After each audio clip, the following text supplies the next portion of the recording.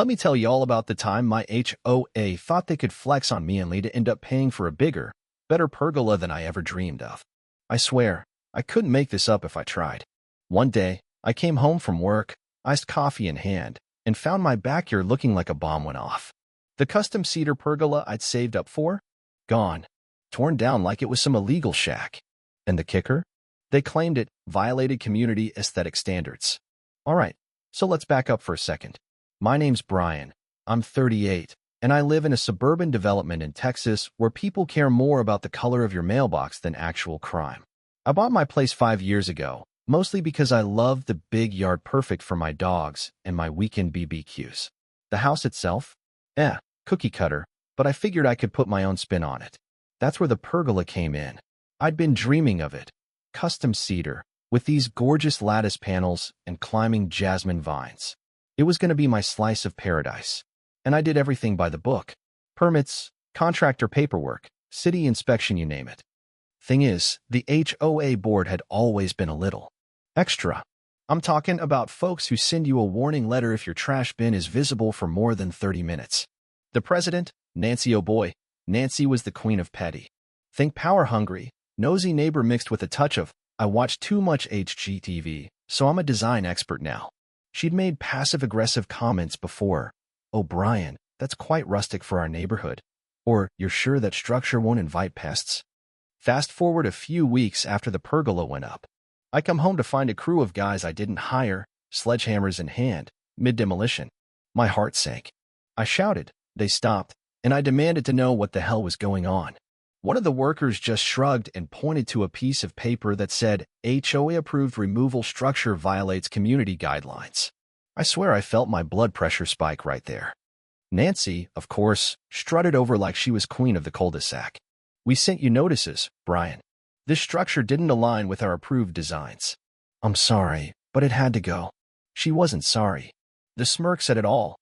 Now, I'm not the type to lose my cool in public, but I was fuming. And here's where it gets good. See, when I bought the house, I actually read the deed restrictions. I know, shocking, right? Buried in that legalese was a clause grandfathering in custom structures approved by municipal permit that do not encroach on shared property. It was a leftover from the original developer, who'd promised early buyers a bit more freedom before the HOA took over. So I went inside, pulled out my copy of the deed, and started planning. First stop, my attorney. A sharp, no-nonsense lady named Maribel.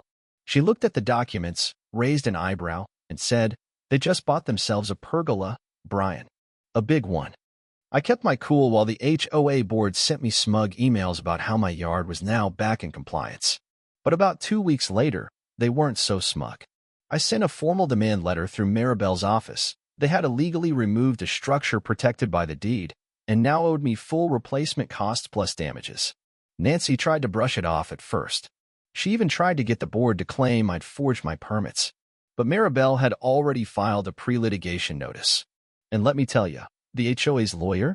He took one look at the documentation and probably realized Nancy had led them straight into a legal minefield. That's when things started escalating. Nancy began turning neighbors against me, whispering that I was suing the community over a patio cover. Some folks gave me the side eye at first, but most saw through it. Especially after I shared the city permits and the part of the deed that backed me up. Turns out, folks were kinda tired of Nancy's reign of terror. A neighbor, Ted, who I'd barely spoken to before, came by one night with a six-pack and said, man, I hope you bury him.